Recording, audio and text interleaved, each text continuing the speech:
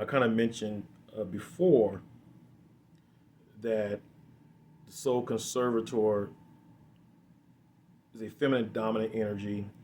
It's a prosperous um, soul archetype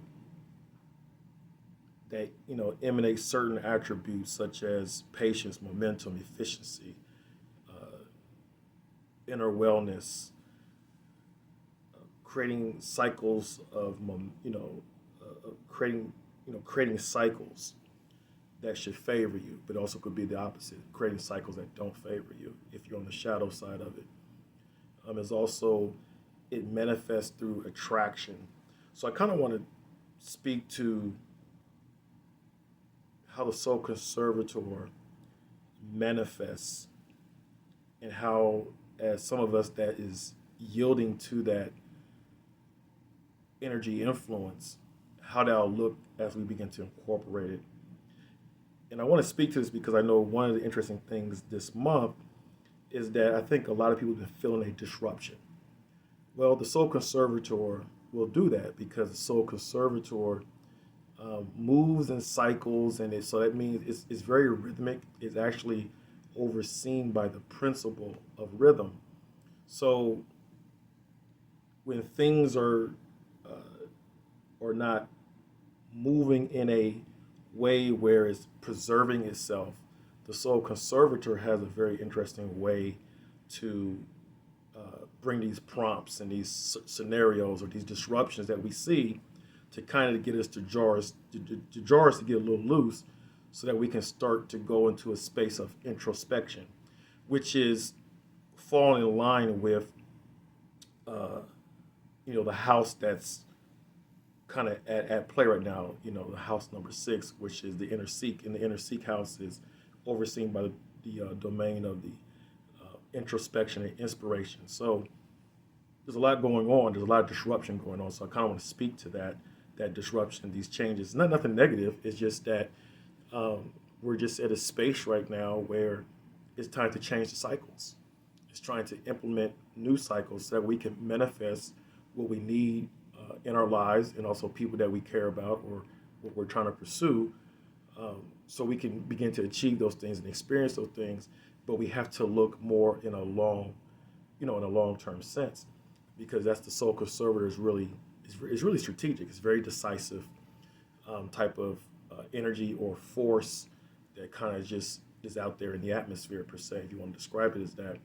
So this is how the soul conservator will move through manifestation. A lot of us innately try to manifest through force. The soul conservator moves us to not use force, but to use our magnetism and our attraction. So that's going to look a little bit differently. But the interesting thing is, keep in mind, it's a feminine dominant energy. So it asserts itself, but it's not going to assert itself to push itself against the grain. It's going to find a position and kind of flow, with the position. Now, if things are moving contrary to the position that the feminine energy wants to be in, then that's when we begin to see the feminine energy resist. Okay, but in terms of the energy right now, it's flowing in its own essence, because it's the one that's overseeing. It's the one that's is taking a position to exercise itself, and so it's going to show this feminine dominance, and it's going to try to manifest itself through um, attraction and or magnetism. So one of the first things the soul conservator is really going to get us to do, and we know it's about efficiency. So it's going to try to encourage us to establish some efficiencies in place. What are some budgetary, what are some things we need to budget in our money, for example, right? What are some boundaries we need to set in relationships? Um, what are certain parameters around certain actions that we're going to do? What are some proper codes of conduct that keeps in a certain behavior so that way we don't disrupt um, a morale that is necessary for what needs to be manifested. So the soul conservator is very, very decisive. Remember, it's about magnetism and attraction. So it's going to look at a lot of things that are not seen yet. And keep in mind, energy precedes reality. So the soul conservator really understands that, And so what it does is going to get us to understand how to focus on the unseen part of the manifestation that will lead to what is seen. And so where someone's moving by force, they kind of focus on what is seen and try to feed everything with that. And the soul conservator is going to move differently. So one of the first things the soul conservator is going to do is going to be very practical. It's going to help us, it's going to encourage us to establish a contentment threshold. One of the mistakes that a lot of people do, especially in the area of money when they're trying to build wealth, et cetera, a lot of times with people, the more they earn, the more they spend, as we always hear. And so, or the more they seem like they're earning, the more the target moves with what they're getting. The soul conservator is like, no, establish a contentment threshold. Look at your needs, support your needs, and then establish also from your needs, or whatever is comfortable for you that's realistic. Establish that as a set contentment, a contentment threshold. In other words, you're setting a boundary for yourself. In money, you do the exact same thing in relationships. There's certain things, so the soul conservator is not going to allow you just to start roaming and just looking at everything. It's going to look, it's like appreciate everything that's available, but implement some parameters so that way you have a contentment threshold base, so that way you can preserve your well-being. Okay, so once you establish that, it's going to look at it's basically going to look at your patience levels. How can you be patient? Sometimes we're impatient to make things happen. Well, the patience is going to look like through the contentment by appreciating things, kind of just gratitude. But the main thing with the patience part is it's going to encourage us to trust the unseen process that's at work.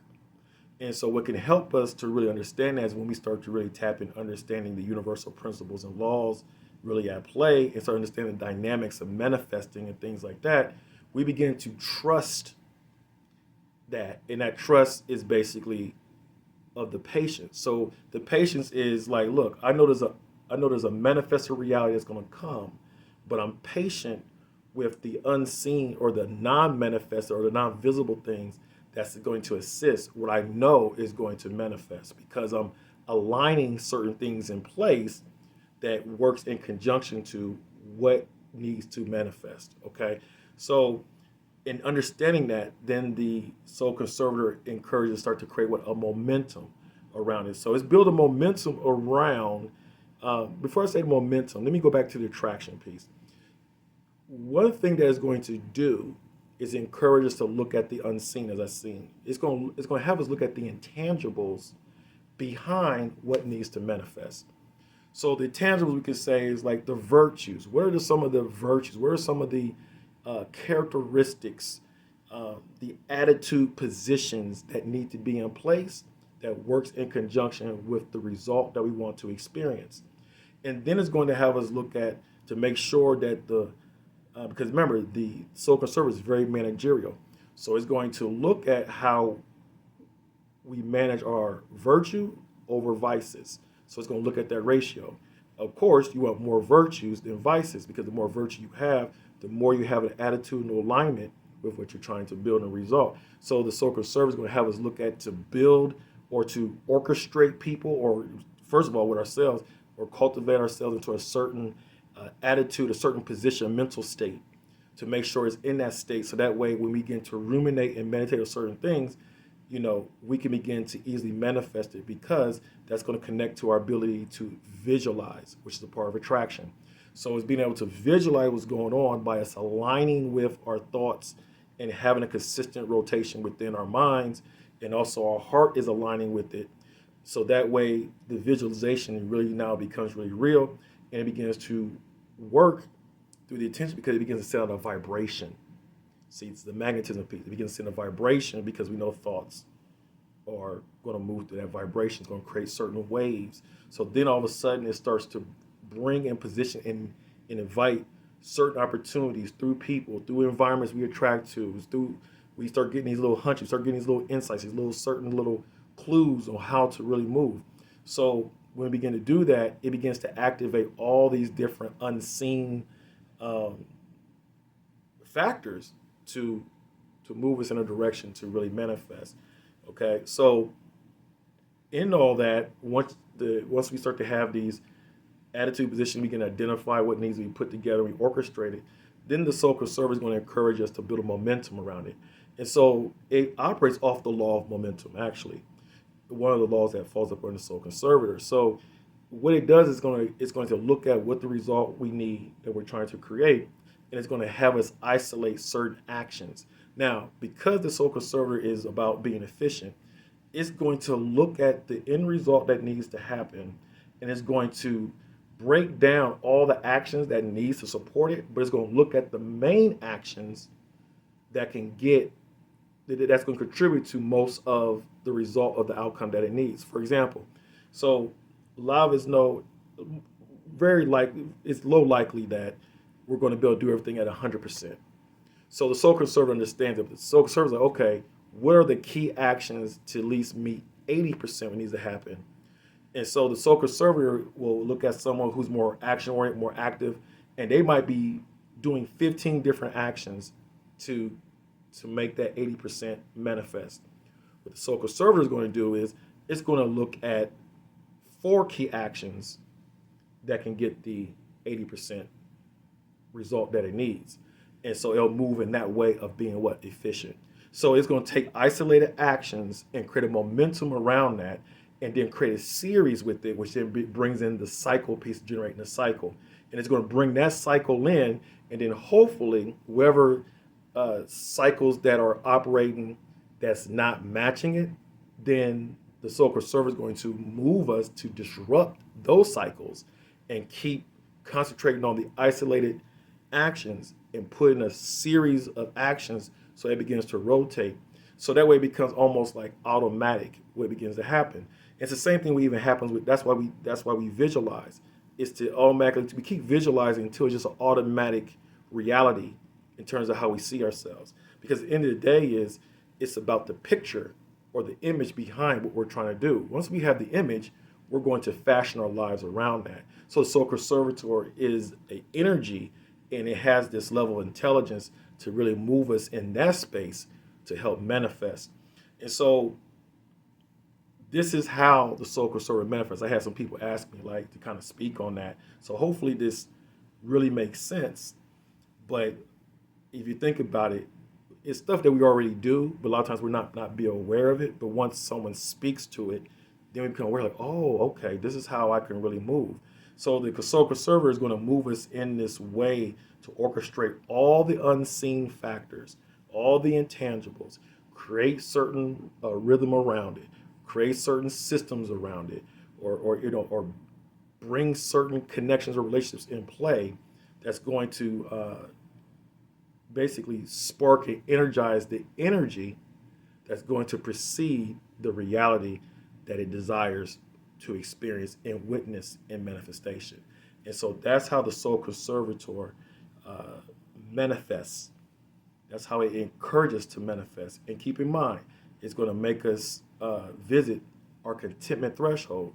So that way, as we begin to advance and prosper, we are not moving the bar with it at the same speed of us prospering. It's going to have us at a contentment threshold, so that way we begin to build, ideally, like a surplus, right? It's able to have more of a variety, because also variety is also something of that's connected to the soul conservator. It likes to have variety, but it wants to have variety through contentment. It wants to have variety through, without compromising its preservation. So this is how it goes about doing that.